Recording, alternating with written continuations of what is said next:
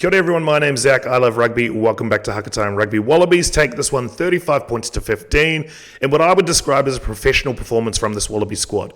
Obviously there's been a lot made about the Eddie Jones tenure, him coming in, losing those first 5 matches, having to make some really difficult, unpopular calls in terms of player selections, but I just felt in this game that the Wallabies were professional about their work and we're starting to see those pieces of the Eddie Jones plan actually take shape. A really good win, 20-point win against, what is a good Georgian team. Obviously, Georgia have beaten Wales, they've beaten Italy in recent games, so and are traditionally strong at set piece in other areas in terms of physicality with their big men. So a good win for the Wallabies in the context of this Pool C as well, where there are 4 teams that are going to be really competitive. That's a good win. And what's really good about this is the way they went about it and where they started to dominate. So I'll dive into the game now, guys. The game kicks off. Really good work from Mark Nawanga-Nitawasi early. Finds the 50-22. Just has this really good sort of chip kick approach from just over halfway, pinning the opposition down into their 22. Gets a result there with the 50-22. And shortly after that, they were able to get over. Bit of patient attack on the line and score the first try 2 minutes in. So great start from the Wallabies. It just looked like things were starting to click there really, really early. But to the credit of the Georgians, they came back and scored a penalty after a Carter Gordon challenge. Went somewhat wrong there against Lobanidze. Rewarded with a penalty, score 3 points. So that started to feel like similar to the start with the All Blacks in the French game, where the All Blacks scored early, the French were able to keep the scoreboard ticking over in terms of the penalty kicks.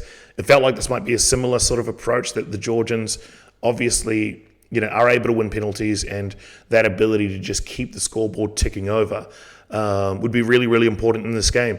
It was also a reason the Wallabies selected Ben Donaldson. So big call to deviate from Andrew Callaway, who's had a lot of the running, certainly the preference in terms of selections up to this point.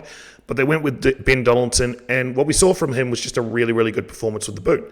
It's going to be hard for Callaway to get back into the squad given that performance, because he scored around 21 points, was successful from the boot, a big deviation from that previous game where Carter Gordon had a 20% success rate there. Also takes some of the load off of what is a young fly half trying to learn his trade. So I thought great move there from Eddie, and obviously paid dividends in this game. The scrum battle, very, very interesting. So I noticed in the very first scrum, it was highly competitive. Looked like the Australians won the initial contact. The Georgians were able to push back and probably get the better of that first scrum. But generally, the scrum battle was won by Australia here, which, again, one of those traditional strengths of the Georgians. The Wallabies were able to get some ascendancy. So, as I say, a lot is being made about the selections that Eddie Jones has made. Some bold calls, the inclusion of Will Skelton as the captain, the exclusion of Michael Hooper, a lot of these big names. But we're starting to see that pay dividends now, in that the Wallabies have the biggest pack at this World Cup, and they're starting to get some scrum dominance. They did the same against the French, where they were able to dominate the scrum there against a very, very good scrummaging French unit. The Wallabies are able to win now in a number of different teams, in a number of those physical areas, and mainly because of the size and strength of this pack.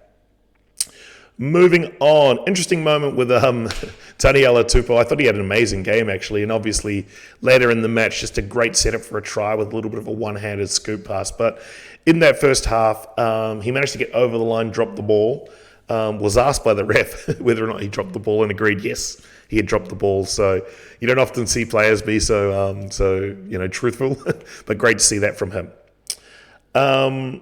Australia generally dominate that first half. Tate McDermott did go off with an HIA, so that'll be a concern for the Wallabies given, a number of big competitive matches coming up with Fiji and Wales. He'll have to stand down for 12 days, so he's therefore going to be unavailable for that game against Fiji. And I mean, there's a suitable replacement, obviously, with Nick White. I thought Nick White didn't have his best kicking game, elected to kick when he probably should have been passing through the hands a couple of times, and kicked a little bit too deep at occasion. So generally in the second half, that kicking battle started to go more towards the Georgians having more success at that point. Will Skelton had a massive game, a number of huge turnovers. He was just great, just a bit of a just a rock solid, solid player there, over the top of the ball, unable to be moved by the Georgians. Got a couple of huge turnovers there in the first half. And there was also a great moment in the maul defense where he just came through the middle, really imposing his will, showing his size, getting over the top of the ball and shutting that down completely for the turnover. For me, he was the player of the game. I thought he was very physical in terms of his ball carrying. Obviously won those 3 turnovers in the first half. He was just huge. And that first half performance was a big reason why the Wallabies were able to kick on and win this game.